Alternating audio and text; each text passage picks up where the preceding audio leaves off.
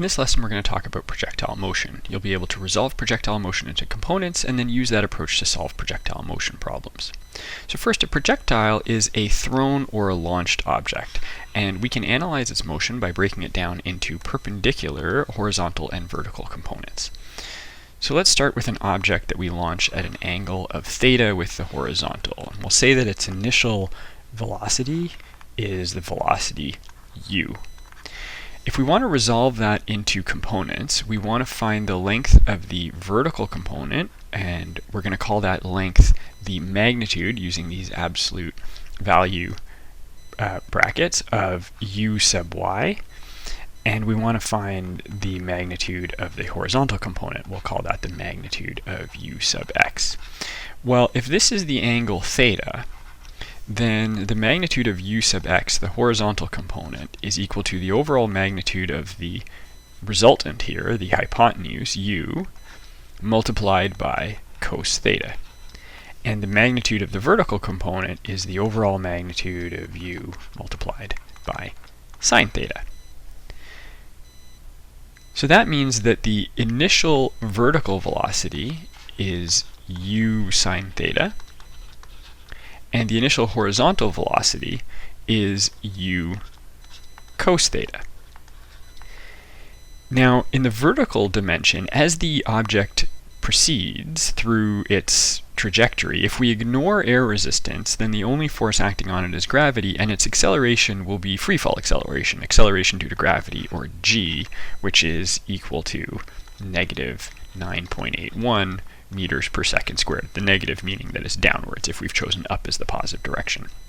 Again, if we ignore air resistance in the horizontal dimension, there's no force acting on it at all. The only force acting on the projectile is the force of gravity acting downwards, and so there's no acceleration at all. If I were to draw the ball, a free body diagram of the ball at any point in its flight, if there's no air resistance, that's the only force acting on it, the force of gravity, or the weight, which is equal to the mass times g. And now we've really solved the key to the problem, because since the vertical and horizontal components are always perpendicular, they're independent of each other, and we can actually just deal with the vertical and the horizontal dimensions completely separately. Let's look at an example. We've got a soccer ball being kicked from the ground at a speed of 22 meters per second at an angle of 40 degrees from the horizontal. So that's 40 degrees, and that's 22 meters per second. The vertical component of that is going to be equal to 22 meters per second sine 40 degrees. In other words, if we were kicking it straight upwards, we could get the same vertical movement by kicking it upwards with that speed. The horizontal component of the velocity is 22 cos 40 degrees. In other words, we could get the same horizontal motion by just kicking it straight horizontally at this speed. Another way of thinking about this is that the shadow of the ball, if the sun is directly overhead, is moving horizontally at this speed. So the first question is find the maximum height. Now, for maximum height, we only have to think about the vertical dimension, because the horizontal component doesn't come into it at all. We're essentially asking, if I were to kick a ball upwards at this speed, what would be the maximum height it would achieve? The answer is going to be the same. So we're looking for the displacement of something that has an initial speed of 22 sine 40 meters per second. We want to find when it reaches the maximum height, in other words, when the final velocity is equal to 0, and we know that acceleration, if up is positive, is negative 9.81 meters per second squared.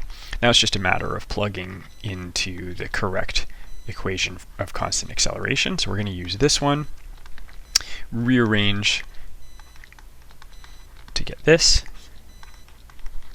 plug in. We're solving for displacement. We get 0 minus 22 sine 40 degrees squared over 2 times negative 9.81, and we get an answer of about 10.2, which rounding to two significant figures gives us 10 meters up.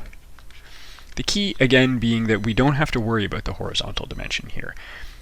Similarly, if we want to find the time in flight, it's the same as if we were to kick a ball straight up with that same speed again and find how long it would take to reach the ground. We don't have to worry about the horizontal dimension.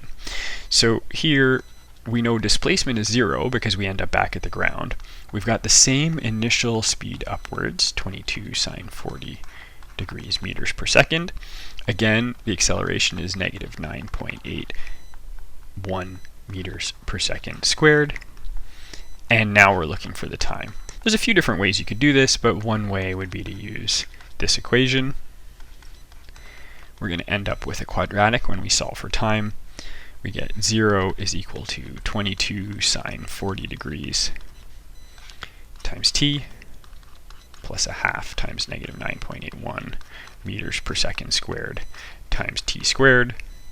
And solving that, you get either t is equal to 0, that's when it first leaves the ground, or about 2.88, which again, rounding to two significant figures gives us 2.9 seconds. So that's our answer for when it hits the ground again.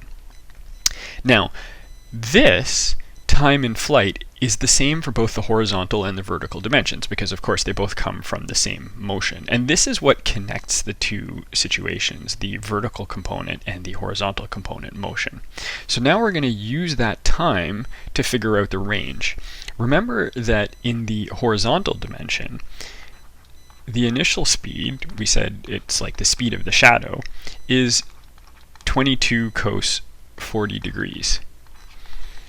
And that's going to be the same as the final speed in the horizontal dimension, or the average speed in the horizontal dimension, because there is no acceleration in the horizontal dimension, assuming there's no air resistance. The only acceleration is downwards.